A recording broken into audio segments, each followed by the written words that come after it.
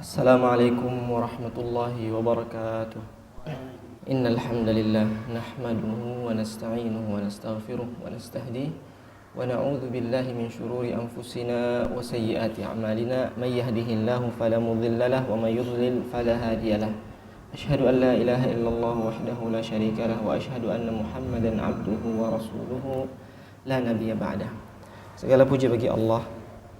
Kita memohon kepadanya ampunan, kita meminta pertolongannya, kita berlindung dari segala keburukan perbuatan kita dan kejahatan diri kita, dan salawat dan salam senantiasa tercurah ke atas junjungan baginda Nabi Muhammad SAW beserta keluarga, sahabat dan orang-orang yang mengikuti jejak mereka sampai akhir zaman. Rabbi syrah li sadri wa yassir li amri wa hlul 'uqdatam min lisani yafqahu qawli. Jamaah yang dirahmati oleh Allah Subhanahu wa taala.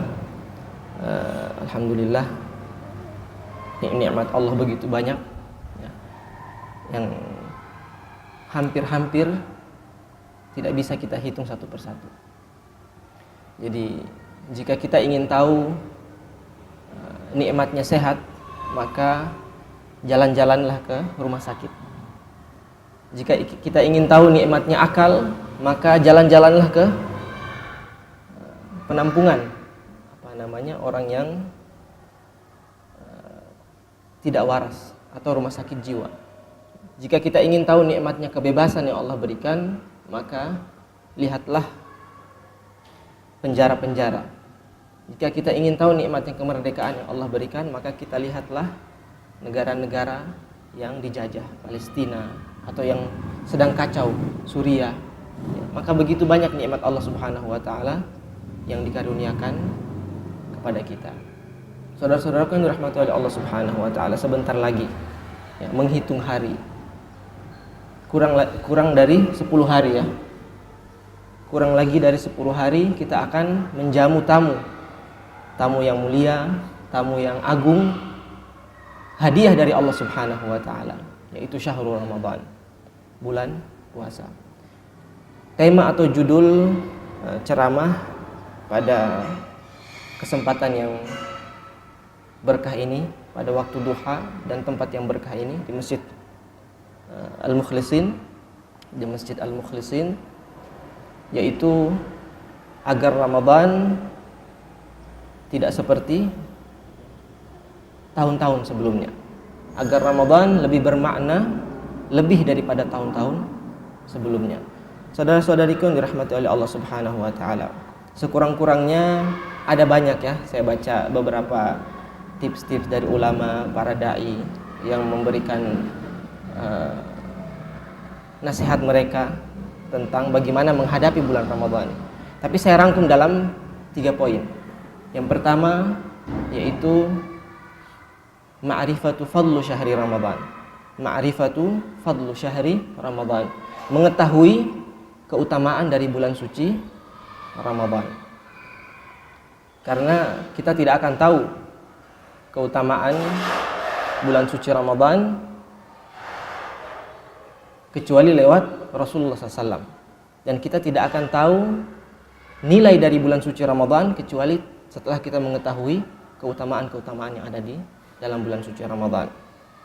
Atau bisa saya kasih contoh, misalkan nanti sholat duhur, tiba-tiba ada salah seorang pejabat yang datang ke dalam masjid ini, kemudian tidak ada yang mengenalinya. Maka ketika pejabat itu pergi, baru kita tahu, oh ini pejabat, dan kita bisa mengambil manfaat darinya. Entah itu kita meminta proposal, atau kita meminta satu bantuan yang telah tersedia di pemerintah dan seterusnya. Maka kesempatan itu berlalu begitu saja karena tidaknya kita mengenal pejabat yang baru saja sholat bersama kita. Maka tidak akan bisa kita mengambil manfaat bulan suci Ramadan jika kita tidak mengetahui keutamaan-keutamaan yang ada di dalam bulan suci Ramadan. Banyak sekali keutamaannya. Ya, dalam Al-Qur'an disebutkan ya, dalam surah Al-Qadar, inna anzalnahu fi lailatul qadar. Jadi di bulan suci Ramadan diturunkan Al-Qur'an yang di dalam bulan suci ini pada malam-malam terakhir 10 terakhir di bulan suci Ramadan, ulama mengatakan di malam-malam ganjilnya itu diturunkan Al-Qur'an yang disebut dengan Lailatul Qadar, yang keutamaannya lebih mulia daripada 1000 bulan. Bayangkan, satu malam lebih mulia daripada 1000 bulan. Kalau bisa saya kasih istilah lain, ini adalah lorong waktu, yang mana dalam satu malam ini kita menembus waktu umur ibadah sejauh selama 1000 tahun. Selama 1000 tahun. Jadi kita menembus lorong waktu ini selama 1000 tahun dalam satu malam. Untuk mengejar siapa? Untuk mengejar umur dari umat-umat yang terdahulu. Karena tidak pernah Allah Subhanahu wa taala berikan Lailatul Qadar kecuali kepada umat Muhammad sallallahu alaihi wasallam. Dalam Al-Qur'an disebutkan bahwasanya Nabi Nuh alaihi salam dia berdakwah kepada umatnya itu alfusanah 1000 tahun illa khamsin kecuali 50. Berarti 950 tahun dakwah dari Nabi Nuh alaihi salam. Jadi bayangkan umur-umur umat terdahulu itu 900, itu umur dakwahnya. Kita ketahui umur dakwah Nabi SAW itu 23 tahun. Dari 63 tahun yang beliau merasakan kehidupan. Jadi kalau mau kita kiaskan, itu bisa jadi umur Nabi Nuh alaihi salam itu 2000-an tahun. 2000-an tahun lebih. Ya, masa nubuah dan kerasulan dia alaihi salam. Maka Allah menghadiahi Lailatul Qadar ini agar bisa menembus lorong waktu untuk mengejar umur-umur dari umat terdahulu. Tapi Allah hanya berikan satu malam ini dalam satu tahun, yaitu di bulan suci Ramadan, di 10 terakhir di malam-malam ganjilnya. Dan ulama mengatakan kemungkinan terbesar dari malam-malam ganjil itu yaitu di 27 Ramadan, di tanggal 27 malam Ramadan. Dan Imam Nawawi pun berpendapat demikian, karena pada satu kisah di mana Imam Nawawi masih berumur shabi, belum akil balik, Imam Nawawi pada satu malam dia bermimpi, bukan bermimpi, bahkan dia tersadar di tengah malam, sepertiga malam, kemudian dia melihat satu ruangan rumah dia itu penuh dengan cahaya. Kemudian dia berteriak membangunkan orang tua dan saudara-saudaranya. Dia mengatakan, "Wahai ayah, wahai saudara-saudaraku, lihatlah, apakah kalian melihat cahaya yang masuk ke dalam rumah ini?" Mereka semua tidak melihatnya.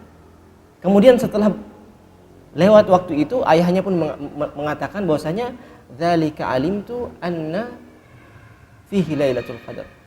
Aku mengetahui pada malam itu adalah malam Lailatul Qadar yang bertepatan dengan tanggal 27 Ramadan.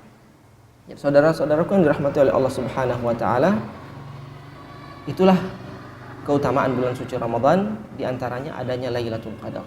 Nabi SAW bersabda, barang siapa yang diharamkan malam Lailatul Qadar faqad hurim, maka dia telah diharamkan baginya kebaikan yang banyak sekali. Jadi saudaraku yang dirahmati oleh Allah Subhanahu wa taala, kita manfaatkan bulan suci Ramadan. Di antara keutamaan lagi bulan suci Ramadan adalah dilipat gandakannya seluruh pahala. Jadi antaranya pahala sedekah.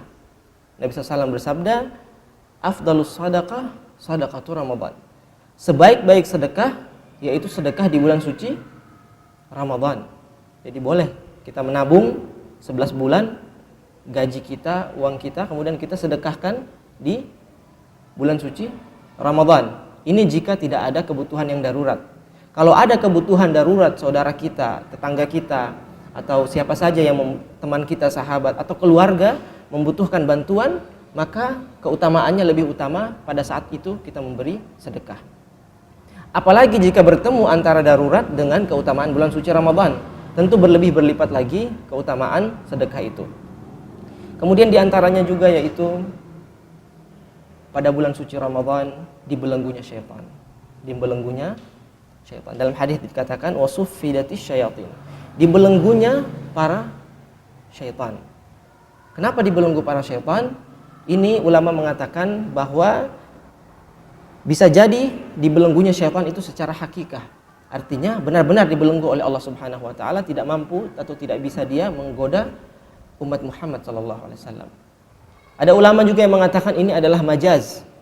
Majaz adalah arti lain daripada hakikah, yang mana dia bukan hakikat itu sendiri. Yaitu dia merupakan satu situasi atau satu keadaan di mana godaan syaitan itu menjadi tertekan atau menjadi berkurang, maka diistilahkan dengan terbelenggunya syaitan. Ya, jadi kalau misalkan kita sebut para koruptor di penjara, ya, tapi dia masih punya relasi di luar. Akan tetapi pengaruh dia di luar dengan di penjara, di luar bebas dengan di dalam penjara berbeda. Ya, tentu dia lebih berbahaya ketika di luar penjara. Di dalam penjara dia kejahatan dia lebih bisa tertekan. Ya, seperti itu kurang lebih dicontohkan. Saudaraku yang dirahmati oleh Allah Subhanahu wa taala. Di bulan suci Ramadan juga Nabi SAW memberitahukan bahwasanya futihat abwabul jannah. Ya, futihat abwabul jannah. Dibukakannya pintu-pintu surga. Ulama mengatakan ada dua pendapat lagi. Hakikah secara benar pintu-pintu surga itu dibuka atau secara majaz, yaitu bermakna bahwasanya amal-amal kebaikan menjadi berlipat ganda dan peluang-peluang umat Muhammad SAW untuk masuk ke surga Allah itu lebih besar. Ya, tadi itu ada Lailatul Qadar, kemudian sedekah dilipat gandakan, bacaan Quran menjadi berlipat pahalanya dan seterusnya, maka peluang-peluang itu menjadi terbuka lebar. Wa ghulliqat abwabun nar, dan ditutupnya pintu-pintu neraka. Artinya peluang itu sangat kecil untuk kita masuk neraka.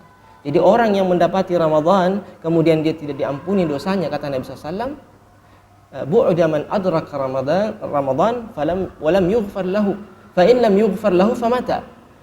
Celakalah bagi orang yang mendapati bulan suci Ramadan kemudian dia tidak diampuni dosanya.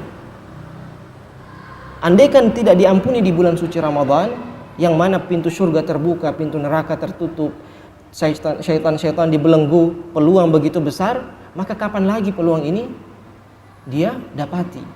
Famata, kata Nabi SAW, kapan lagi? Ya, jadi banyak sekali keutamaan-keutamaan bulan suci Ramadan. Ya, ada salat tarawih yang mana kita jika salat bersama imam, kata Nabi SAW, man shalla ma'al imam hatta saraf kutiba lahu salatul lailah kullah. Atau kama qala sallallahu alaihi wasallam. Barang siapa yang salat bersama imam dari awal sampai dia berhenti, sampai imam berhenti, maka dia dituliskan pahala sama dengan satu malam penuh dia salat. Jadi Bapak Ibu yang dirahmati oleh Allah, jika kebiasaan Bapak Ibu salat 8 rakaat, maka cari masjid yang salatnya 8 rakaat. Kalau kebiasaannya 20 rakaat, cari juga yang 20 rakaat. Sebab kalau Bapak mencari 8 rakaat pada jamaah atau masjid yang sholat 20 rakaat, maka sholat cuma dapat pahala 8 rakaat. Kecuali kalau diselesaikan sampai 23, sampai imam selesai dari mengimami sholat, maka kata Nabi SAW, dituliskan baginya pahala seperti dia sholat sampai subuh. Jadi kita sudah tidur, kita sudah makan di rumah, bercanda, bercengkerama dengan keluarga, tapi tetap dituliskan oleh malaikat seperti kita sholat tarawih tadi itu. Bayangkan hanya berapa menit, 15 menit, 20 menit kita sholat tarawih, tapi berjamaah sampai selesai, Allah tulis sampai 9 jam, 10 jam sampai sholat fajar. Kita sholat berjamaah. Begitulah keutamaan bulan suci Ramadan. Saudara-saudaraku yang dirahmati oleh Allah Subhanahu wa taala, jadi tidak mungkin kita mengetahui, kita menggapai maksimal mungkin pahala-pahala yang ada dalam bulan suci Ramadan kecuali dengan mengetahui keutamaan dalam bulan suci Ramadan. Bahkan Nabi SAW ketika pada bulan suci Ramadan itu beliau disibukkan dengan tilawah Al-Quran, murajaah Al-Quran, dan belajar dengan Jibril. Jadi di bulan suci Ramadan juga bulan di mana kita dianjurkan untuk mempelajari Al-Quran. Kita baca tafsirnya, kita dengarkan ceramah-ceramah tafsir, kita dengarkan ceramah-ceramah para da'i, para ulama untuk menambah wawasan kita. Jadi Rasulullah SAW pada bulan Ramadan itu belajar sama siapa? Pada Jibril. Jadi ketika bulan suci Ramadan itu Jibril datang ke Rasulullah SAW kemudian mengajari makna per ayat. Satu ayat. Itu diajarkan oleh Jibril kepada Nabi SAW. Jadi Jibril ketika menjelaskan satu ayat, dia juga menceritakan pengalaman-pengalamannya. Sampai Jibril alaihissalam pernah pada satu ayat yang menceritakan tentang Fir'aun dengan Nabi Musa alaihissalam, ketika Nabi Musa menyeberangi sungai Nil, kemudian disusul oleh Fir'aun dengan bala tentaranya, Kaum Nabi Musa mengatakan inna lamudrakun, kita akan disusul oleh Fir'aun dan pasukannya. Kata Nabi Musa alaihissalam, kalla inna ma'iya rabbi, tidak, sekali-kali tidak mungkin, sesungguhnya aku bersama Tuhanku yang akan menghalanginya, ya, yang akan melindungiku. Kemudian ketika sungai Nil ditutup oleh Allah Subhanahu wa taala dan tenggelamlah Fir'aun dengan bala tentaranya, itu Fir'aun sampai hampir mengucapkan 2 kalimat syahadat, asyhadu alla ilaha illallah wa asyhadu anna Musa rasulullah. Tapi kemudian Jibril menceritakan kepada Rasulullah SAW ketika menjelaskan ayat, Jibril mengatakan, aku ambil itu pasir yang ada di sungai Nil, kemudian aku sumpel di mulutnya Fir'aun. Jadi malaikat, Bapak Ibu yang dirahmati oleh Allah, mereka juga punya perasaan, mereka juga punya benci dan punya cinta. Jadi jangan sampai kita menjadi golongan yang dibenci oleh para malaikat, ya. Jadi ketika Fir'aun la'natullah, dia di akhir kehidupan dia mau mengucapkan persaksian dia 2 kalimat syahadat, Jibril mengatakan, aku takut jika dia selesai mengucapkan 2 kalimat syahadat, Allah merahmati dia dan mengampuni dosa-dosanya. Itu Jibril paling nggak suka Jibril, karena ini orang udah dari hidup dia dari kecil sampai besar tidak lain memusuhi Allah Subhanahu wa taala dan Nabi Musa alaihissalam dan Bani Israel yang pada waktu itu semuanya beriman kepada Nabi Musa. Kemudian kata Jibril, aku sumpel mulutnya dengan tanah yang ada di sungai Nil, sehingga dia ketika mau menyebut ini 2 kalimat syahadat, dia tidak bisa menyebut secara sempurna. Dalam Al-Quran disebutkan amantu bi rabbi Musa, aku beriman kepada Tuhannya Nabi Musa, tapi dia tidak sempurna dalam mengucapkan syahadat itu. Saudara-saudaraku yang dirahmati oleh Allah Subhanahu wa taala, itulah yang dilakukan oleh Nabi SAW yang menjadi contoh bagi kita. Pada bulan suci Ramadan kita pelajari Al-Quran, kita dengarkan kajian-kajian tafsir, atau misalkan kita punya buku tafsir di rumah, kita bisa baca sendiri dan memanggil anak atau istri kita untuk mempelajari bersama-sama. Saudaraku yang dirahmati oleh Allah Subhanahu wa taala, itulah tips yang pertama, mengetahui dan mengenali keutamaan dari bulan suci Ramadan. Tips yang kedua yaitu at-tafaqquhu fid din. Bagaimana agar Ramadan kali ini tidak seperti Ramadan yang sebelum-sebelumnya, lebih bermakna daripada Ramadan sebelum-sebelumnya, yaitu kita harus tafaqquh fid din. Tafaqquh fid din adalah mempelajari fikih agama. Allah Subhanahu Nabi SAW bersabda, "Man yuridillahu bihi khairan yufaqihu fid din." Barang siapa yang diinginkan oleh Allah Subhanahu wa taala kebaikan baginya, maka Allah Subhanahu wa taala pahamkan dia kepada agamanya. Dan ini tidak membatasi profesi, tidak membatasi umur, tidak membatasi kesibukan kerja kita atau status kita. Semuanya bisa mempelajari agama Allah Subhanahu wa taala, tinggal punya kemauan. Nah, dan menghadapi bulan suci Ramadan ini, maka kita harus tahu bagaimana cara melaksanakan puasa secara sempurna, secara maksimal. Ya, seperti misalkan kita umrah dengan jejak imani misalkan, atau haji bersama jejak imani. Ada manasik hajinya, itu bekal-bekal agar haji umrah menjadi mabrur, umrah menjadi makbul dan haji. Maka kita perlu juga, kalau bisa saya katakan, tafaqquh fid din ini adalah manasik puasa. Ya, jadi kalau haji dan umrah itu ada manasik haji, manasik umrah, maka kita bisa sebut juga dengan manasik puasa. Kita mengetahui bagaimana tata cara melaksanakan puasa yang benar. Saudara-saudaraku yang dirahmati oleh Allah Subhanahu wa taala, puasa itu semua umat Islam telah sepakat bahwa dia merupakan salah satu rukun Islam, saumu Ramadan. Dalilnya ada 3.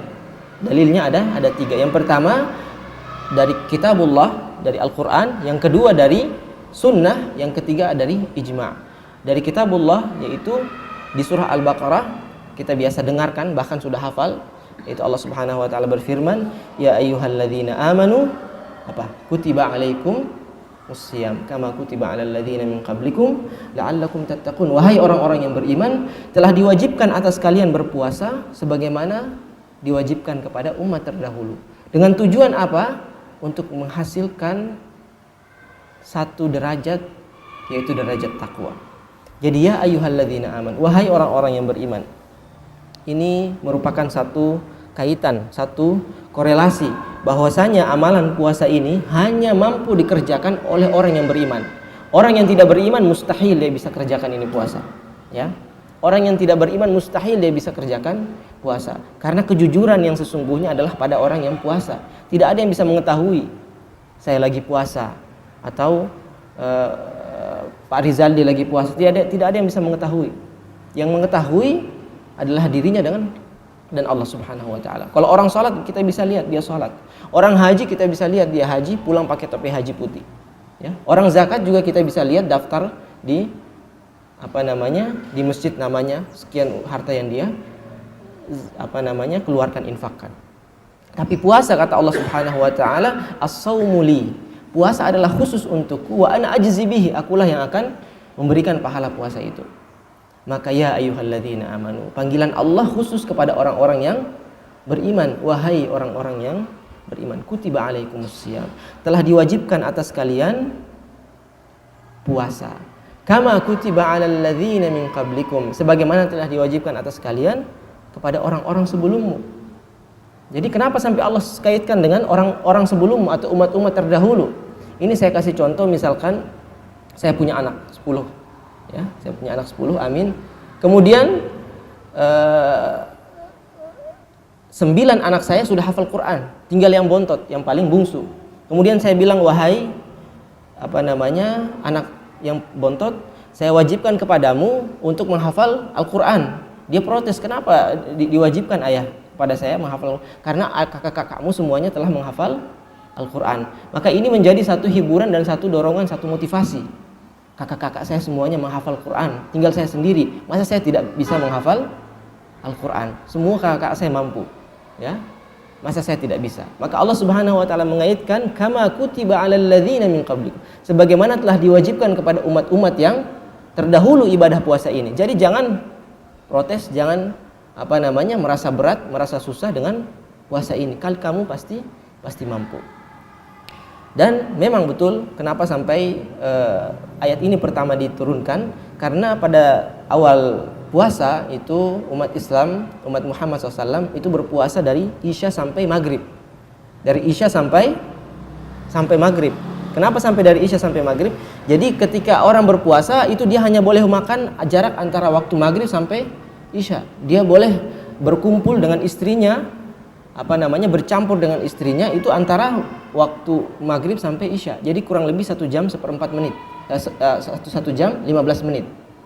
Seperti itu. Jadi mereka bagaimana terburu-burunya. Maka ketika turun ayat uhilla lakum lailatas siyami arrafathu ila nisaikum hunna libasun lakum wa antum libasun lahun ila akhiril ayat, maka umat Islam pada saat itu, para sahabat bergembira dengan kegembiraan yang dahsyat, yang sangat luar biasa. Artinya boleh sama Allah, karena sebelumnya dari Maghrib sampai Isya boleh berbuka, maka kali ini Allah bolehkan sampai subuh, sampai fajar.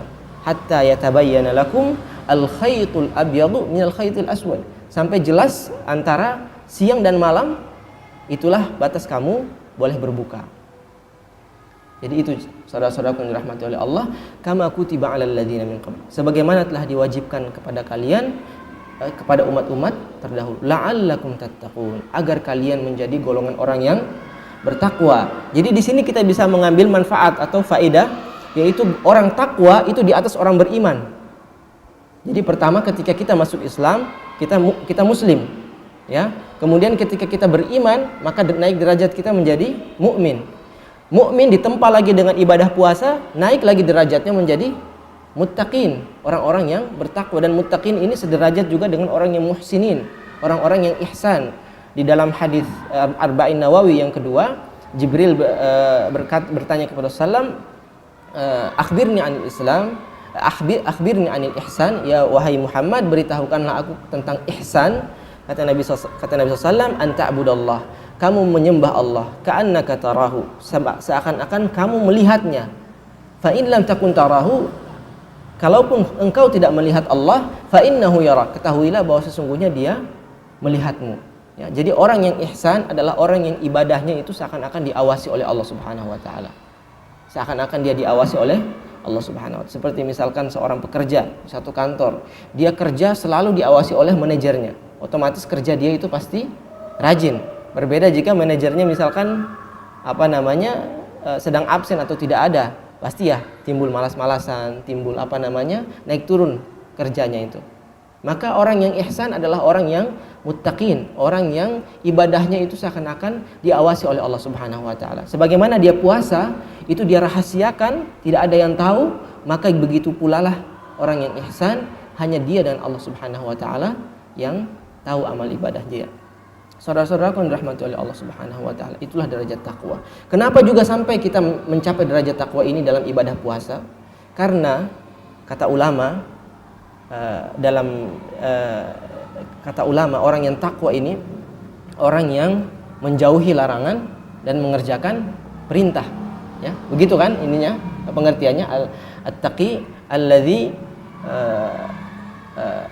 ijtanaba ma nahallahu an wa yaf'alu ma amarallahu bih. Orang yang menjauhi apa yang Allah larang dan mengerjakan apa yang Allah perintah. Itulah pengertian orang yang takwa atau sifat takwa. Maka kita lihat orang yang berpuasa. Orang yang berpuasa bukan hanya yang haram saja yang dia jauhi, tapi yang halal pun dia jauhi. Kan dalam surah An-Nazi'at Allah Subhanahu wa taala berfirman, "Wa amma man khafa maqama rabbih wa nahan nafsa 'anil hawa fa innal jannata hiyal ma'wa." Maka barang siapa yang khafa maqama rabbih, yang takut kedudukannya di hadapan Allah, wa nahan nafsa 'anil hawa, kemudian dia menahan dirinya dari hawa nafsu, dari larangan-larangan Allah, dari yang mungkar, apa janji Allah? Fa innal jannata hiyal ma'wa. Allah janji pasti dia akan masuk surga. Maka apalagi orang yang berpuasa, bukan hanya yang larangan yang dia jauhi, tapi juga yang halal pun dia jauhi.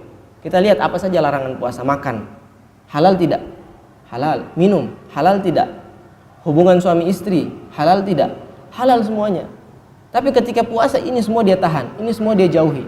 Maka yang halal pun dia bisa tahan, dia bisa jauhi, apalagi yang haram. Jadi kalau orang bilang, saya orang yang kecanduan minuman khamar, saya tidak bisa meninggalkan khamar, suruh dia latihan puasa, itu mustahil dia nggak bisa tinggalin khamar.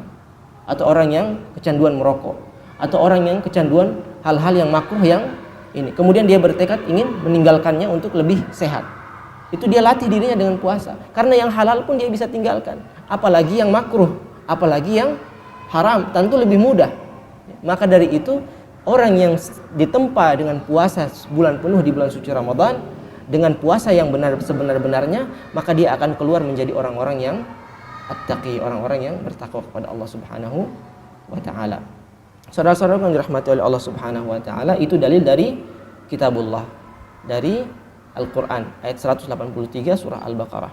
Kemudian dalil yang lain, jadi kewajiban puasa ini ada 2 kali disebutkan dalam Al-Qur'an dalam surah yang sama, yaitu 183 dan 185. Faman syahida minkumus syahra falyasum. Barang siapa yang menyaksikan bulan puasa ini, maka hendaklah dia memulai untuk berpuasa. Dan ini kata perintah, berarti maknanya adalah satu kewajiban. Apa saja hikmah-hikmah puasa ini? Tadi udah disebutkan sedikit, kita tambah. Di antara hikmah-hikmah puasa adalah kita mensucikan diri kita, mensucikan jiwa kita. Kemudian hikmah lagi yang lain, yaitu kita punya solidaritas. Solidaritas kepada siapa? Kepada para fakir dan miskin. Mereka itu yang namanya rasa lapar itu sudah akrab sama mereka.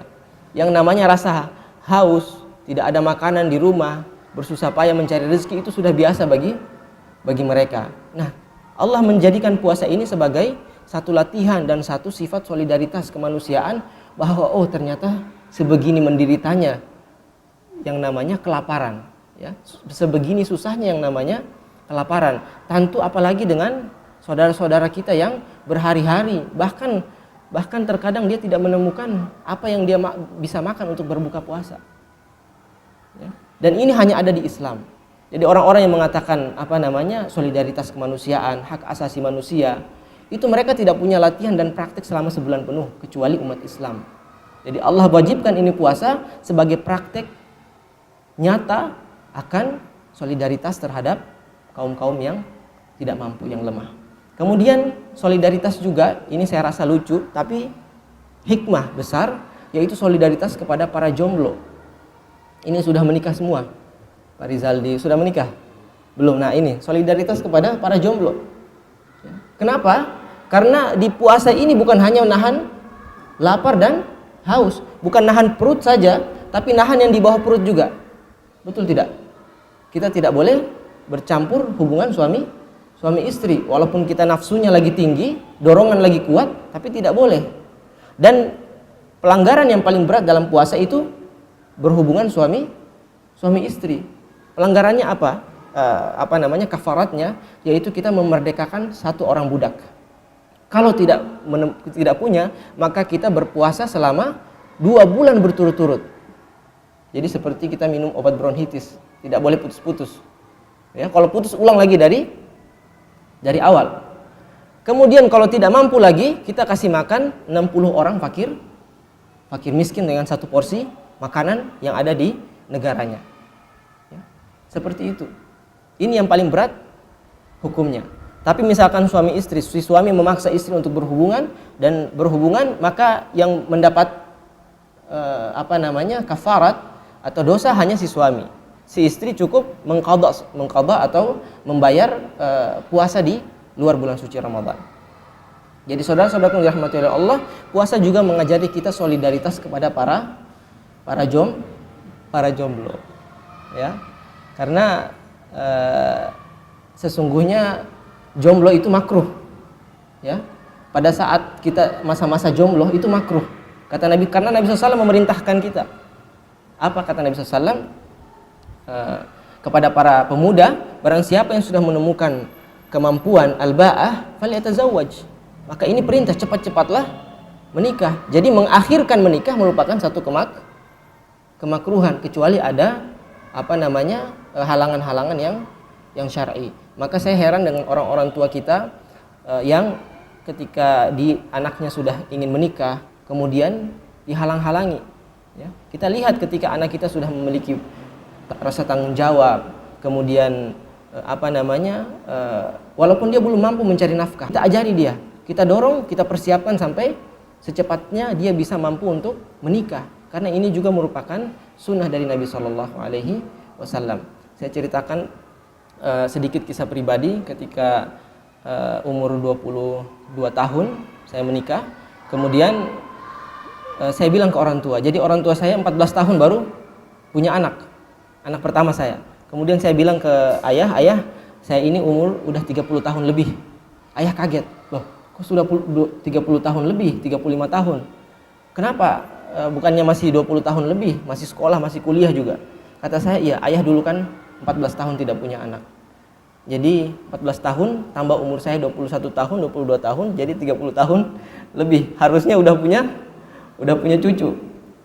Jadi intinya apa? Intinya saya ingin menikah. Kasih tahu calonnya, ta'aruf, kemudian setelah itu menikah.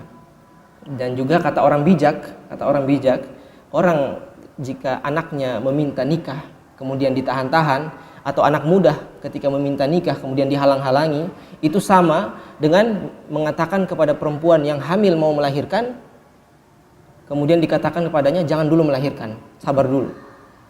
Jadi sama, mudaratnya itu sama. Ini kata orang bijak, tidak ada dalilnya tapi ya. Jadi kalau perempuan mau melahirkan, kita bilang sabar dulu, jangan melahirkan dulu. Itu sama dengan pemuda mau menikah, kemudian kita bilang sabar dulu, tahan dulu. Jadi saudara-saudaraku yang dirahmati oleh Allah Subhanahu wa taala, inilah diantaranya hikmah-hikmah puasa. Solidaritas kepada jomblo, solidaritas kepada fakir miskin, kemudian tazkiyatun nafs, mensucikan diri kita, ya, dan seterusnya. Banyak sekali. Dari segi kesehatan juga betapa banyak para dokter telah merinci kelebihan dari puasa, puasa dari segi kesehatan. Sangat banyak sekali, ya. Bisa satu buku kalau dijelaskan puasa itu. Salat juga seperti itu. Dan hikmah-hikmah ini ajaibnya itu banyak ditemukan oleh non-muslim. Banyak ditemukan oleh non-muslim. Hikmah-hikmah dari umat dari Islam ini. Jadi saya pikir kenapa sampai Allah Subhanahu wa taala pada zaman ini memberikan satu kemunduran bagi umat Islam. Ya, dan memberikan satu kemajuan teknologi pengetahuan kepada non-muslim pada barat misalkan, ya. Ternyata hikmahnya adalah ketika mereka setiap melakukan penemuan, menemukan satu pencapaian yang mana berkaitan dengan Al-Quran, itu selalu benar, tidak pernah salah.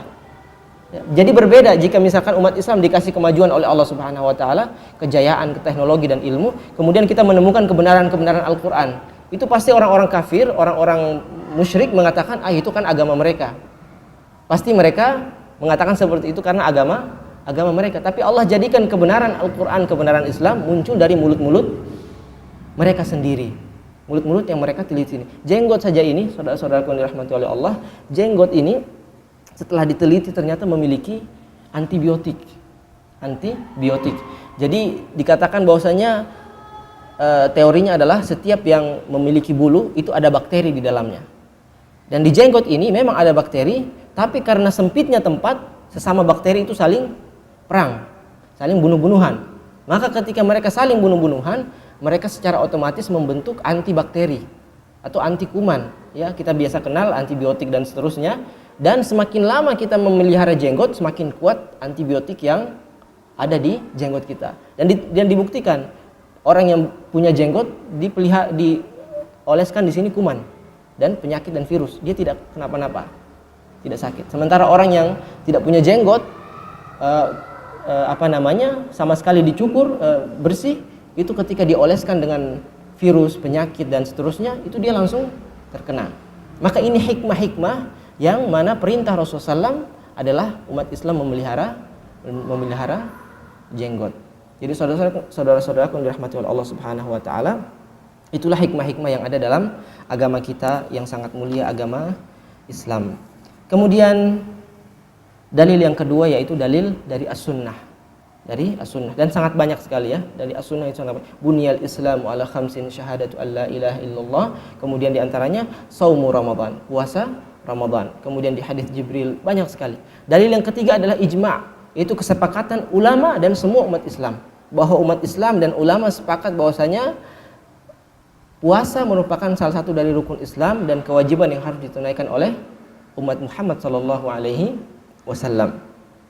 Kemudian agar Ramadan kali ini lebih bermakna dan lebih berarti daripada Ramadan sebelumnya, maka kita perlu untuk mengetahui apa saja waktu-waktu atau sunnah-sunnah yang dilakukan oleh Rasulullah SAW ketika berpuasa, ya. Dan kapan saja puasa ini dimulai. Jadi kita tidak mungkin memulai berpuasa kecuali kita telah mengetahui masuknya bulan suci Ramadan. Ini ada 3 cara. Jadi untuk mengetahui masuknya bulan suci Ramadan, mulainya kita berpuasa, yaitu cara yang pertama dengan ar-ru'yah, dengan melihat bulan sabit, melihat hilal. Bahasa Arabnya itu ru'yatul hilal, melihat bulan sabit. Karena mulainya bulan dalam Islam adalah dengan dilihatnya bulan sabit. Maka ketika bulan Sya'ban telah selesai, maka akan muncul bulan sabit yang menandakan dimulainya bulan suci Ramadan. Maka ketika setelah terlihat hilal, disitulah dimulainya kita sholat tarawih pada malam harinya, dan pada keesokan harinya kita berpuasa. Allah Subhanahu wa taala berfirman, "Faman syahida minkumus syahra falyasum." Barang siapa yang menyaksikan bulan suci ini, maka hendaklah dia berpuasa. Kemudian cara yang kedua yaitu persaksian dari orang yang melihat hilal ini. Jadi misalkan kebanyakan orang tidak melihat hilal, atau kita misalkan di Jakarta ini tidak melihat hilal. Kemudian ada satu orang yang kita yakini kejujuran dia dan dia sudah akil balik, dia mengatakan saya melihat hilal, maka semuanya harus puasa.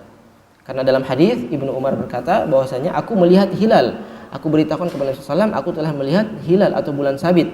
Maka Nabi SAW pun berpuasa dan memerintahkan seluruh penduduk Madinah untuk berpuasa. Jadi cukup juga dengan persaksian atau satu orang yang melihat akan hilal ini sudah cukup untuk menjadi satu bukti bahwa masuknya bulan suci Ramadan. Kalaupun kedua cara ini tidak menemukan jalannya, misalkan tidak ada yang menyaksikan satupun umat Muhammad SAW, atau di Jakarta ini tidak ada satupun yang menyaksikan hilal, apakah itu karena cuaca yang mendung, ataukah hujan, ataukah awan yang menutupi bulan, maka kata Nabi SAW, faqdiru lahu, hitunglah harinya. Dalam hadis lain katakan faqdiru fa'addu 30, hitunglah menjadi 30. Apa yang 30? Bulan Sya'ban. Jadi bulan Sya'ban, kata Nabi SAW, setiap bulan itu ada 29. Ada 29. Jika tidak melihat bulan hilal, maka genapilah menjadi 30. Jadi misalkan bulan Sya'ban jadi umat Islam itu dianjurkan atau melihat bulan hilal itu pada tanggal 28 dan 29. Ketika 28 dan 29 tidak melihat hilal, maka dia harus menyempurnakan menjadi 30. Menjadi 30 hari di bulan Sya'ban. Ketika sudah 30 hari, walaupun dia belum melihat itu bulan sabit, maka dia berpuasa pada keesokan harinya, yang mana telah masuk tanggal 1 bulan suci Ramadan.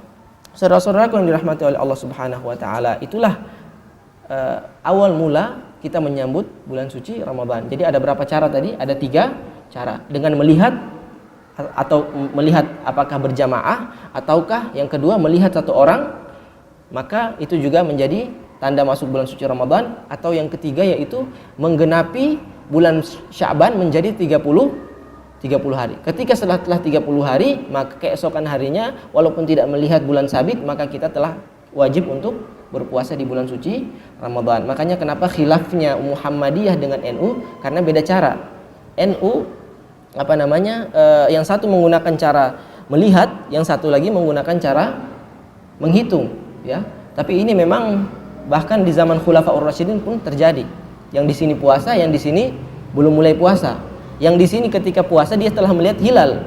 Yang belum puasa dia tidak melihat hilal dan dia menggenapi bulan Sya'ban menjadi 30 hari. Jadi sesungguhnya perbedaan ini antara 1 hari saja, ya. Jadi kalau berpuasa sudah beda 3 hari, 4 hari, 5 hari, nah itu perlu dipertanyakan metode yang dia gunakan. Kan kita biasa lihat di televisi itu ada jamaah tertentu yang baru mulai Idul Fitri setelah beberapa hari, atau udah mulai 4 hari sebelumnya.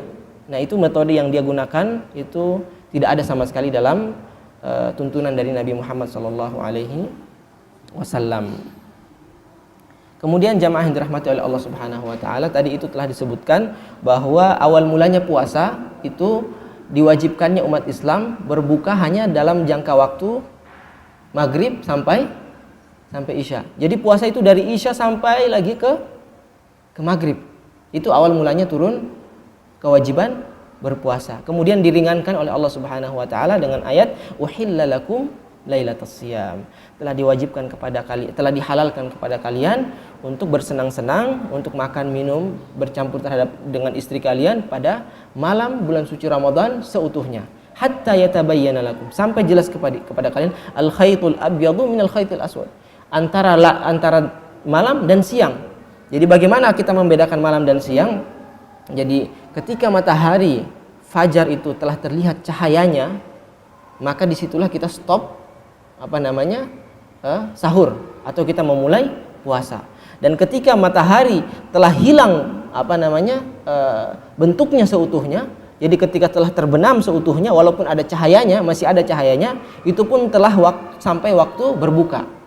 Jadi pada suatu saat Nabi SAW ketika bulan puasa meminta kepada para sahabat, datangkan kepadaku iftar, minum atau kurma untuk saya berbuka. Sahabat berkata, ya Rasulullah, masih ada cahaya, masih terang ya Rasulullah. Kata Rasulullah, bawa ke sini makanan iftar, kata Rasulullah. Sahabat bilang lagi, ya Rasulullah, masih ada cahaya. Rasulullah bilang, bawa ke sini. Akhirnya ketika Rasulullah memerintahkan 3 kali, dibawakanlah makanan itu. Kemudian Rasulullah berbuka, sahabat pun berbuka. Ketika itu Rasulullah pun mengatakan, idza aqbala al-laili min hahuna wa adbara min hahuna faqad aftara shaim. Jika matahari itu telah terbenam seutuhnya, walaupun masih ada cahayanya, tapi kita udah nggak lihat lagi nih bulatnya matahari walaupun sedikit, itu sudah waktu berbuka. Sebegitu pula dengan fajrul tsani, dengan waktu di mana matahari cahayanya mulai muncul, tapi mataharinya belum terlihat. Disitulah stop kita bersahur dan masuk waktu subuh, salat fajar.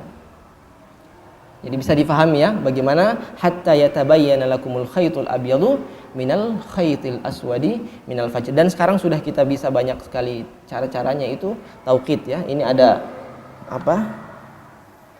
tadi mau dibagikan itu, waktu imsak, waktu ini, ya itu bisa juga dipakai. Dan sesungguhnya ini saya kasih catatan bahwa waktu imsak itu bukan 10 menit sebelum azan, tapi sesungguhnya waktu imsak itu pada waktu tepat azan, ya.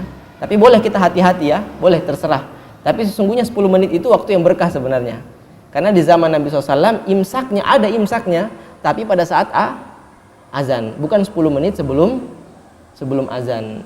Mungkin ini ulama-ulama atau kita yang ada di Indonesia kehati-hatian, ya, kehati-hatian. Tapi nggak apa-apa, kita teruskan, ya.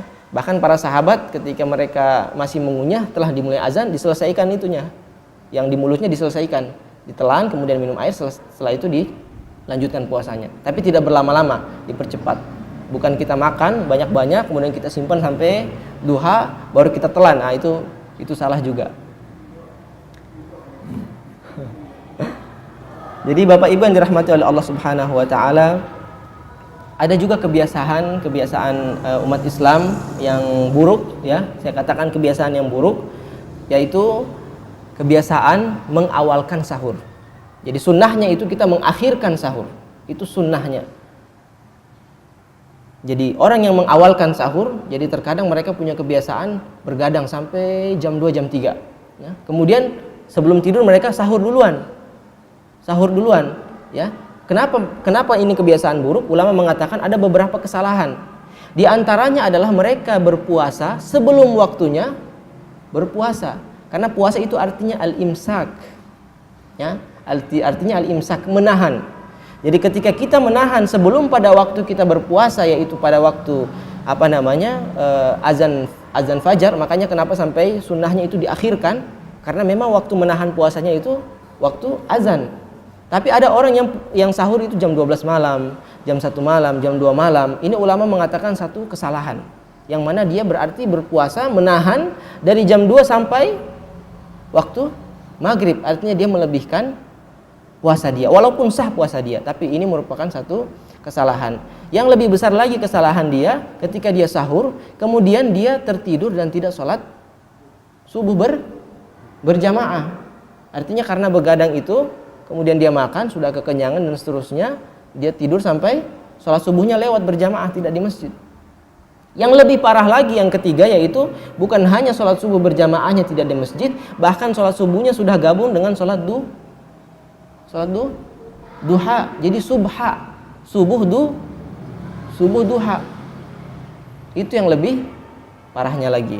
Jadi yang sempurna agar Ramadan tidak seperti Ramadan yang sebelumnya, yang lebih berkah dan lebih bermakna, maka kita ikuti sunnah Rasulullah SAW, kita bersahur sesuai dengan sahurnya Rasulullah SAW. Jadi Rasulullah SAW bersahur itu dalam jangka waktu 50 ayat, ya. Kalau 50 ayat itu kurang lebih sekitar 20 menit. 20 menit. Jadi 20 menit sebelum azan itulah waktu paling berkah seorang mukmin, seorang muslim bersahur. Kata Nabi SAW, tasahharu fa inna fis sahuri barakah. Bersahurlah kalian karena sesungguhnya dalam sahur itu terdapat banyak keberkahan. Jadi sahur banyak sekali keberkahan. Jadi bahkan dalam hadis dikatakan walaupun ghurratun minal ma, walaupun hanya jur'atun minal ma, seteguk air. Jadi ketika kita tidak menemukan apa-apa, kita minum seteguk air, itu tidak masalah. Yang penting kita dapat berkahnya. Jadi oke lah tadi itu orang mau sahur jam 2, jam 3 malam. Tapi hendaklah dia bangun untuk mendapatkan keberkahan dia 5 menit atau 10 menit sebelum adzan, dia minum air supaya dapat berkahnya. Kalau memang dia harus bergadang, apakah itu karena kerja atau ada satu keadaan yang membuat dia tidurnya jadi terlambat dan seterusnya, tidak apa-apa. Tapi yang penting dia bangun 5 menit, 10 menit, kemudian dia minum setegak atau segelas 2 gelas air untuk mendapatkan keberkahan. Tasahharu fa inna fis sahuri barakah. Jadi ancaman Allah Subhanahu wa taala bagi orang yang mengakhirkan salat, jadi subha itu sudah kita baca ya di surat Al-Maun ayat 4 dan 5, fawailul lil shallin alladzina hum an salatihim sahun. Celakalah bagi orang yang salat. Loh, orang salat kenapa bisa celaka? alladzina hum an salatihim sahun, yaitu mereka yang mengakhirkan salat mereka tanpa ada uzur, tanpa ada sebab apa-apa. Tanpa ada sebab apa-apa. Kenapa sampai celaka? Karena juga dikhawatirkan salatnya akan ditinggal atau akan masuk ke waktu salat yang lain. Maka sebaiknya dia salat pada waktu yang telah ditentukan, salat berjamaah di masjid. Saudaraku seiman dan seakidah yang dirahmati oleh Allah Subhanahu wa taala, itulah diantara sedikit tambihat atau sedikit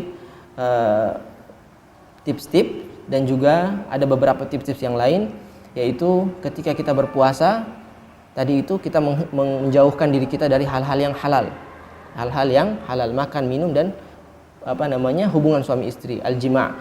Kemudian hal ini menjadi lebih darurat lagi jika kita menjauhi hal-hal yang makruh, apalagi hal-hal yang haram, hal-hal yang dosa. Di antara yang dosa itu apa? Itu ghibah. Ketika kita puasa tapi kita masih menggibahi saudara-saudara kita, ini haram. Yang halal saja kita jauhi, apalagi yang haram, itu lebih harus lagi untuk kita tinggalkan. Kemudian orang yang namimah, orang yang kerjaannya mengadu domba antara saudaranya, atau orang yang kadzib, orang yang suka berdusta. Nabi SAW bersabda, "Man lam yada' qaulaz zuri wal amalu bihi, falaysa lillahi hajatun min an yada'a ta'amahu wa syarabahu." Barang siapa yang belum meninggalkan perkataan atau sumpah palsu, perkataan dusta atau sumpah palsu, maka Allah tidak punya hajat, tidak butuh min an yada'a ta'amahu wa syarabahu, tidak butuh dengan lapar dia, tidak butuh dengan haus dia. Ya. Falaisa lillahi hajatun min an yada'a ta'amahu wa syarabahu. Maka amalan-amalan ini, puasa kita sah, kewajiban kita tertunaikan, tapi ibadah kita, pahala kita menjadi gugur, termakan oleh dosa-dosa ini. Dan Nabi SAW bersabda juga ya kepada para sahabat, "Wahai para sahabat, atadruna mal muflis?" Apakah kalian mengetahui siapakah orang yang muflis, yang merugi itu? Sahabat berkata, "Al-muflisu fina." Orang yang merugi di antara kami, man laisa lahu dinarun wala dirham, adalah mereka yang tidak punya uang, tidak punya emas, tidak punya perak. Kata Nabi SAW, bukan itu yang aku maksud. Al-muflis, orang yang merugi, adalah orang alladzi ya'ti bihasanat, yang datang dengan segulung kebaikan. Banyak sekali kebaikan, pahala-pahala dia. Kemudian syatama hadza, ketika di dunia dia menghina saudaranya, menggibahi saudaranya, menjelekkan saudaranya. Wa akhadha mala hadza, kemudian dia menzalimi saudaranya, mengambil, merampas harta dia. Ya, wa safaka dama hadza, kemudian dia membunuh saudaranya. Kemudian ya'ti, pada saat itu datang di hari akhir, di hari hisab, pada saat perhitungan mahkamah Allah Subhanahu wa taala, datang saudaranya, "Ya Allah, ketika orang ini mau masuk surga, datang saudaranya, ya Allah, jangan dulu masukkan dia ke dalam surga Allah." Kenapa? Karena dia dulu suka menghina saya, menggibahi saya, menjelek-jelekan saya. Allah bilang, "Oh iya benar." Ketika dilihat bukti-buktinya, diputar lagi film kita, diputar lagi film kita. Kemudian ternyata benar. Maka dikasih ini orang punya pahala ke yang terzalimi tadi. Ketika dia ingin melangkah masuk surga lagi, ini surga udah di depan dia. Datang lagi satu orang, "Ya Allah, jangan dulu ya Allah. Dia ini mencuri harta saya, merampas harta saya, mengkorup harta saya." Allah bilang, kita lihat buktinya. Ketika benar, kamu ambil lagi pahala dia. Masih ada pahalanya untuk bisa masuk surga. Hendak dia masuk surga, datang lagi satu orang, "Ya Allah, dia ini dulu memukul saya dengan tangannya." Dilihat lagi buktinya, benar, diambil lagi pahalanya. Kemudian mau masuk surga lagi, datang lagi satu orang, "Ya Allah, dia ini dulu yang membunuh saya, menghilangkan nyawa saya, padahal saya ingin menggunakan umur saya untuk beribadah kepadamu." Allah bilang, ambil lagi pahalanya. Ya, sampai pahalanya ini habis, masih aja lagi yang datang. Tidak stop-stop orang yang datang menuntut dia. Akhirnya apa? Orang yang dizalimi, dosa-dosanya ditimpakan kepada orang yang menzalimi. Akhirnya tadinya tinggal selangkah masuk surga, berbalik masuk neraka. Kata Nabi SAW, itulah al-muflis, itulah orang yang merugi. Dan Nabi SAW bersabda, kita ketahui, untuk menjaga persatuan umat Islam, kata Nabi SAW, tidak halal bagi seorang muslim bermusuhan dengan saudaranya di atas tiga hari. Dan dalam hadis lain dikatakan semua orang diampuni dosanya kecuali dua, yaitu musyrik dan yang masih saling bermusuhan. Jadi orang musyrik tidak diampuni dosanya, dan orang yang sesama muslim masih saling bermusuhan, itu Allah tidak mengampuni dosa kedua-duanya. Maka ketika mereka berjabat tangan, bermaaf-maafan, gugurlah dosa-dosa yang ada pada mereka berdua. Saudara-saudara yang dirahmati oleh Allah Subhanahu wa taala. Jadi tadi itu mengakhirkan sahur. Kemudian sunnahnya juga yaitu kita mempercepat berbuka. Nabi SAW bersabda dalam hadis qudsi, inna ahabba ibadi ilayya a'jaluhum fitrah. Sungguhnya hambaku yang paling aku cintai yang berpuasa adalah mereka yang berburu-buru mempercepat dalam iftar mereka, dalam berbuka mereka. Jadi kita bukan sunnah kita mengakhirkan. Kita misalkan saya ingin berpuasa tapi saya ingin berbuka jam 12 malam supaya pahalanya lebih, atau supaya saya bisa melatih diri saya, atau ingin tahu sampai batas mana kemampuan saya menahan puasa. Tidak seperti itu. Allah Subhanahu wa taala justru mengatakan dalam hadis qudsi, hambaku yang berpuasa yang paling aku cintai adalah mereka yang mempercepat berbuka. Yaitu tadi itu Nabi SAW ketika masih ada cahaya, matahari sudah tertutup tapi masih ada cahaya, Rasulullah bilang bawa ke sini. Kenapa sampai Rasulullah beritahukan seperti itu di antara para sahabat? Karena biasanya Rasulullah juga berbuka di rumahnya, tapi Rasulullah keluar berbuka dengan sahabat. Tujuannya apa? Untuk mengajarkan umatnya bahwa berburu-buru atau mempercepat berbuka merupakan satu sunnah yang dianjurkan oleh Nabi SAW. Jadi ada beberapa hal yang Rasulullah SAW sengaja tunjukkan kepada umatnya sehingga bisa dinilai bahwa ini adalah sunnah. Contohnya Nabi SAW memakai minyak wangi. Padahal Nabi SAW itu tidak memakai minyak wangi pun sudah harum badannya, tapi Rasulullah masih memakai.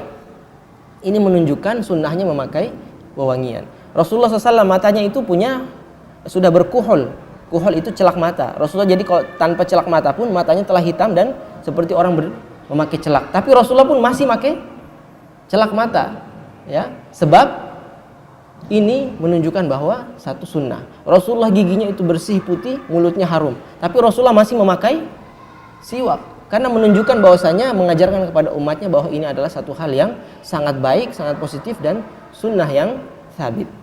Jadi saudara-saudaraku yang dirahmati oleh Allah Subhanahu wa taala, itulah sunnahnya kita mempercepat berbuka. Kemudian di saat berbuka juga itu momen yang sangat emas, sangat luar biasa. Jadi kata Nabi SAW, inna li muftirin da'watun la turad. Yaitu inna lis sa'imin inda fitrihi da'watun ma turad. Jadi kepada orang yang berpuasa pada saat dia berbuka itu ada dakwah, ada doa yang tidak ditolak oleh Allah Subhanahu wa taala.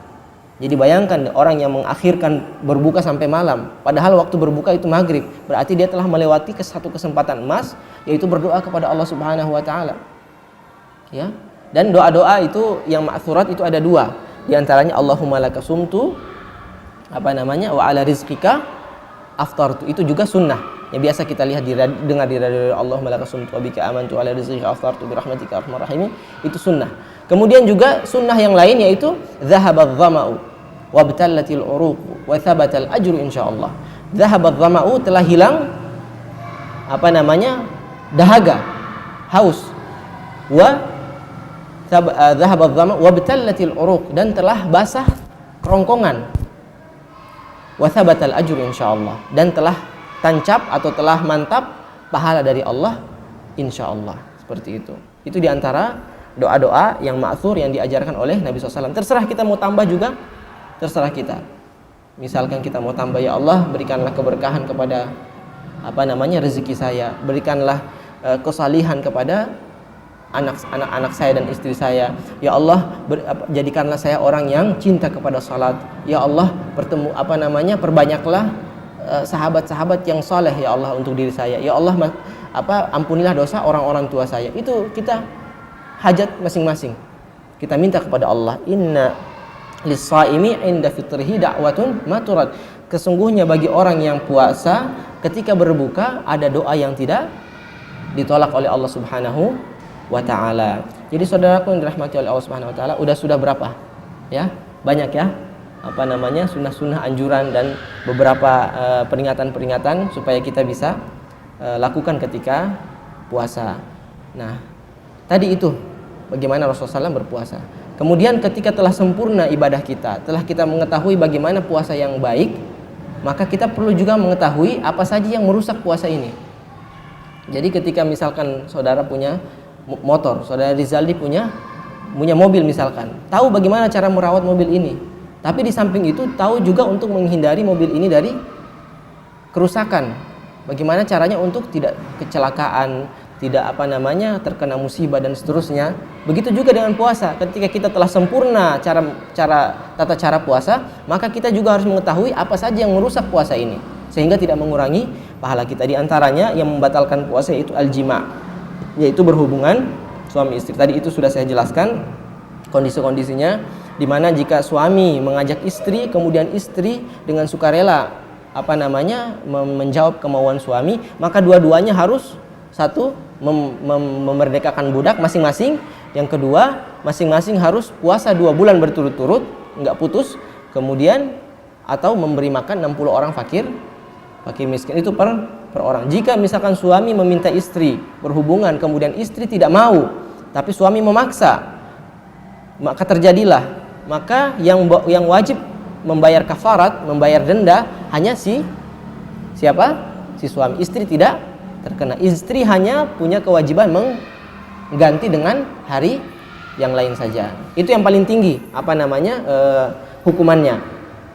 Jadi al-jima' itulah yang membatalkan puasa. Kemudian inzalul mani itu keluar mani.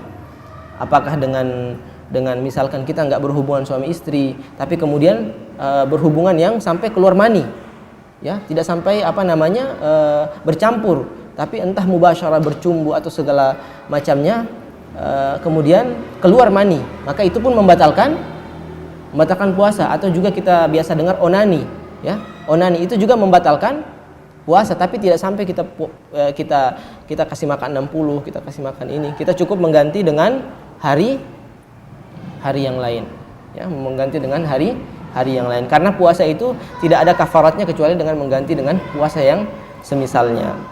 Saudara-saudaraku yang dirahmati oleh Allah Subhanahu wa taala, bagaimana dengan orang yang mimpi basah? Dia tidur misalkan, tidur siang atau tidur sebelum duhur, kemudian dia bangun-bangun dia mimpi basah. Ya, mimpi basah ini bukan hanya laki-laki saja tapi perempuan juga, ya. Mimpi basah, apakah puasanya batal? Batal tidak?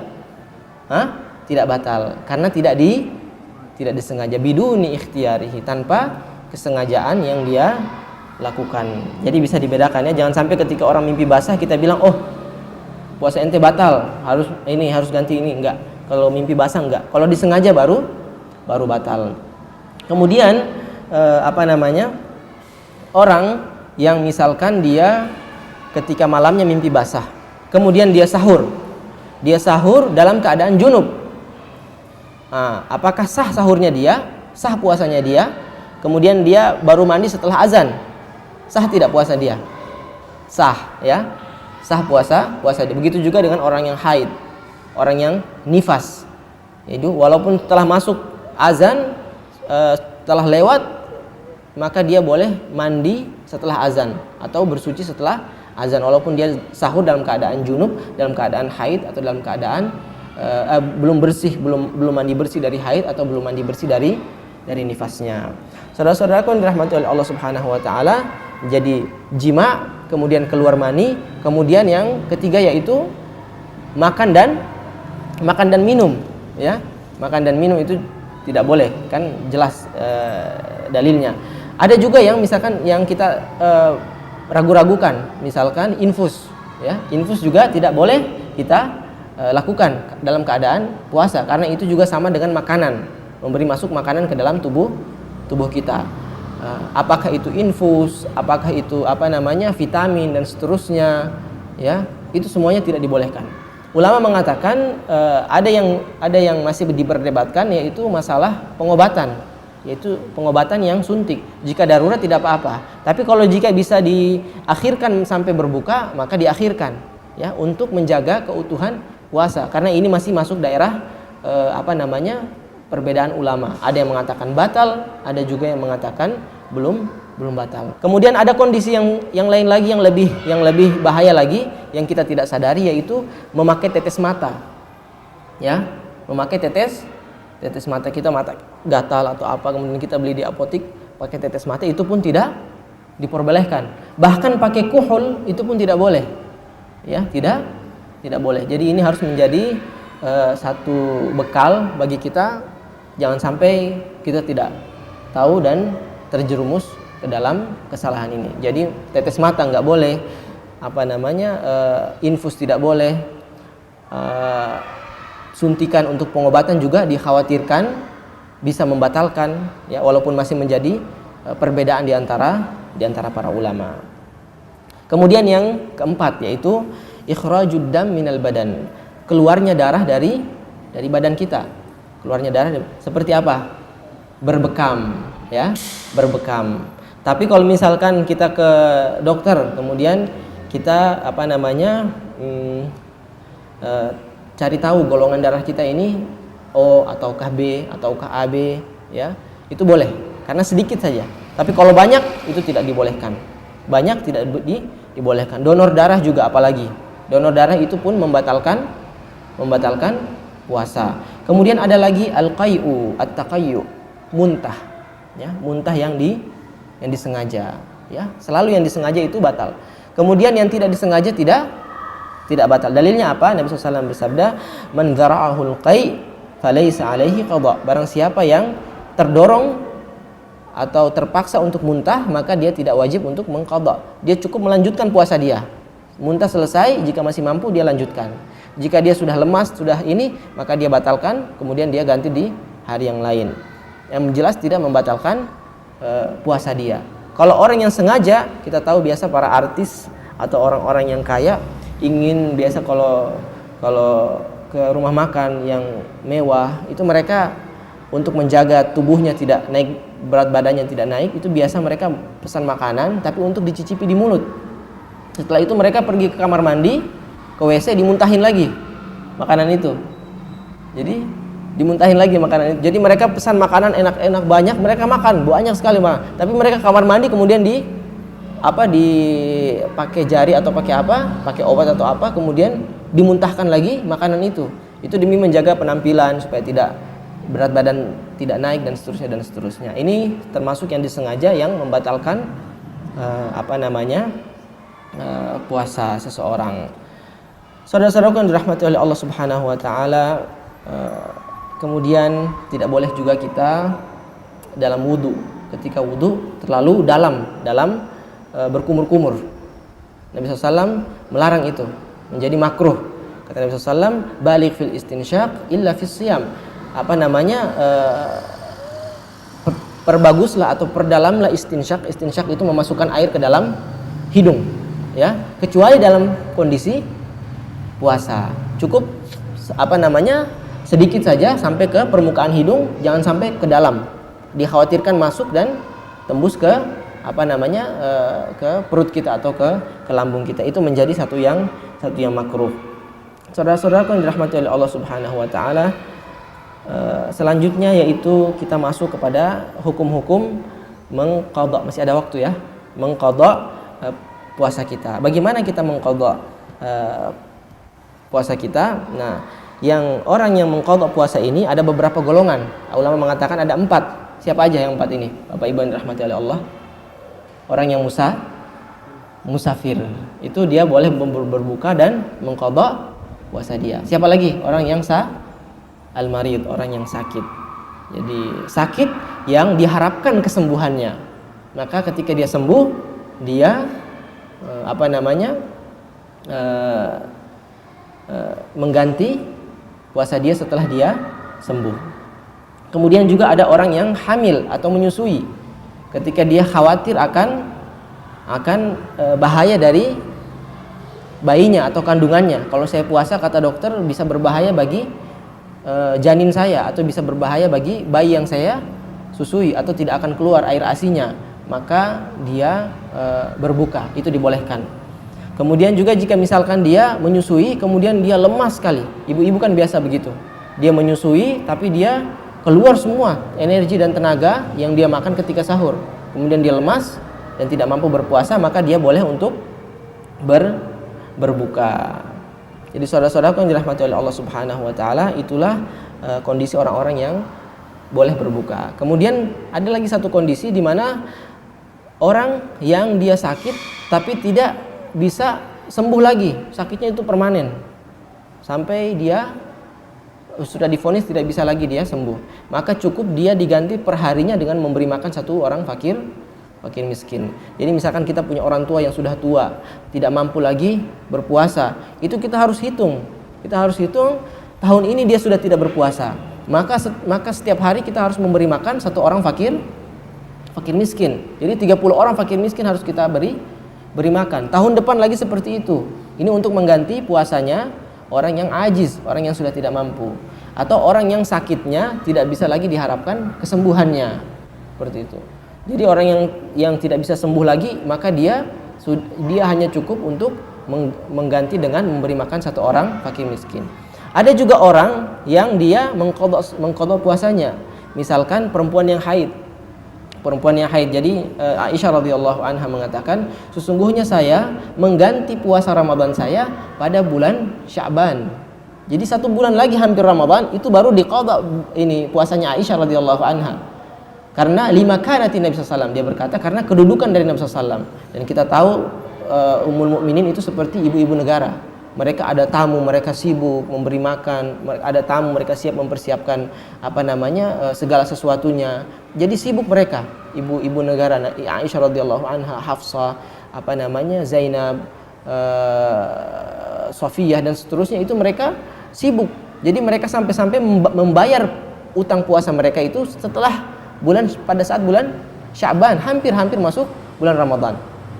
Jadi ketika misalkan kita punya utang di bulan suci Ramadan, kemudian kita bayar setelah sampai bulan Ramadan, artinya kebablasan 1 tahun, ya, maka itu dalam 2 kondisi. Pertama, jika disengaja, maka kita harus mengganti puasa kita dan memberi makan satu orang fakir miskin. Itu kalau disengaja. Kalau kita punya uzur dan tidak disengaja, maka cukup seperti tahun yang pertama, kita mengganti 1 hari dengan 1 puasa.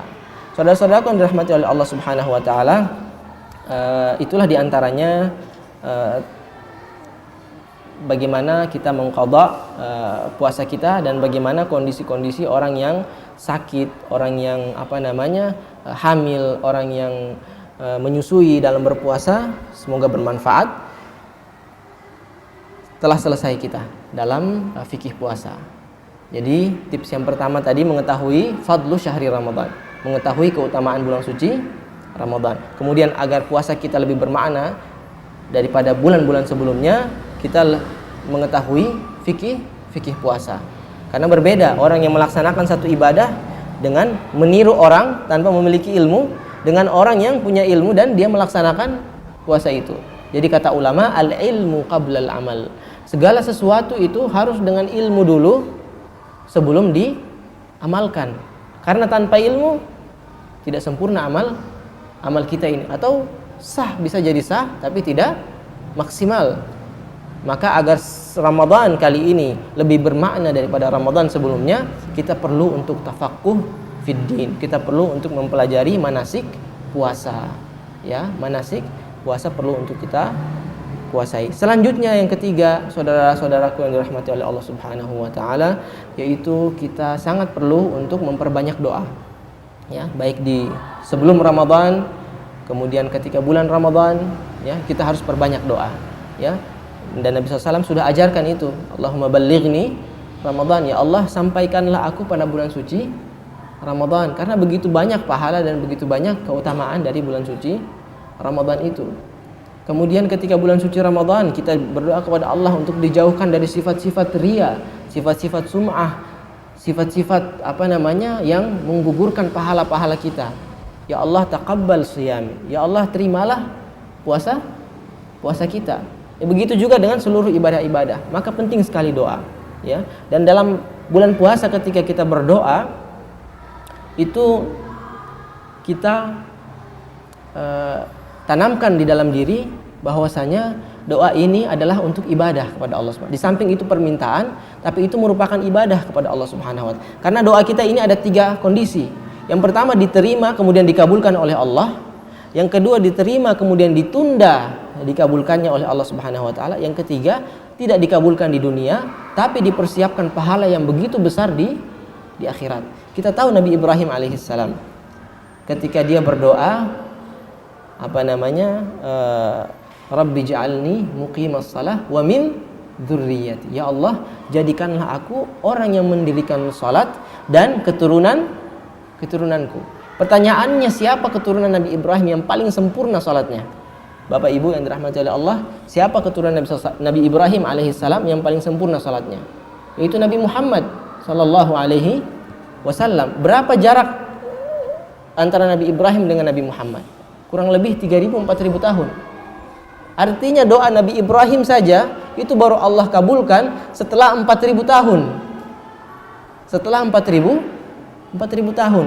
Jadi ketika kita berdoa, kok belum dikabulkan sama Allah. Udah saya ulang-ulang selama berbuka puasa, kan tadi itu ada hadisnya disebutkan Ustaz. Ada doa yang tidak ditolak oleh Allah Subhanahu pada saat berbuka puasa. Kok belum dikabulkan juga oleh Allah? Nabi Ibrahim saja itu 4.000 tahun baru dikabulkan. Doa Nabi Ibrahim. Habis itu Nabi Ibrahim meminta doa lagi, ya Allah berikanlah aku keturunan. Kita tahu Nabi Ibrahim itu di akhir umurnya baru dikasih Nabi Ismail alaihissalam. Ya. Kata istrinya Siti Sarah, bagaimana Allah memberikan saya keturunan sementara saya ini sudah tua dan tidak punya anak, aqim, ya. Kemudian kata malaikat, itulah kehendak Allah Subhanahu wa taala. Itulah kehendak Allah Subhanahu wa taala. Jadi doa itu kita jangan terburu-buru. Kita niatkan doa ini saya mengharap kepada Allah, tapi di samping itu juga ibadah. Karena Allah akan mengabulkan cepat, Allah terlihat. Jika kita pantas, Allah cepat kabulkan. Atau ada hikmah-hikmah yang tersembunyi, baru Allah kabulkan. Atau tidak, Allah melihat, oh ini dia lebih ambil manfaatnya ketika dia dikabulkan doanya di akhirat, dikasih pahala-pahala. Maka hamba-hamba Allah yang doanya tidak dikabulkan di dunia dan di akhirat diberikan pahala yang besar, itu mereka mengatakan seperti ini, andaikan dulu semua doa saya tidak dikabulkan oleh Allah Subhanahu wa taala dan saya mendapatkan pahala yang berlimpah di akhirat. Jadi saudara-saudaraku yang dirahmati oleh Allah Subhanahu wa taala, tetaplah kita berhusnudzan kepada Allah, berbaik sangka kepada Allah, fis sarra'i wad dharra, dalam keadaan kita bahagia dan dalam keadaan kita susah, ya. Kata Nabi SAW, ajaban li amril mu'min, sungguh takjub, mengagumkan urusan kaum mukmin itu. Inna amrahu kullahu lahu khair. Sesungguhnya dalam setiap kondisi dia itu baik semuanya, pahala semuanya. Idza asabathu sarra'u syakar. Jika dia ditimpa satu kebahagiaan, dia bersyukur. Wa idza asabathu dharra'u sabar. Jika dia ditimpa satu musibah, dia bersabar. Wa dzalika kullu khair. Dan itu semua pahala. Kita bersyukur dapat pahala, kita bersabar dapat pahala Allah Subhanahu wa taala. Mungkin ini saja yang bisa saya sampaikan, mudah-mudahan bermanfaat dan mudah-mudahan bisa menjadikan saudara seiman semuanya Ramadan kali ini lebih bermakna daripada Ramadan yang selanjutnya.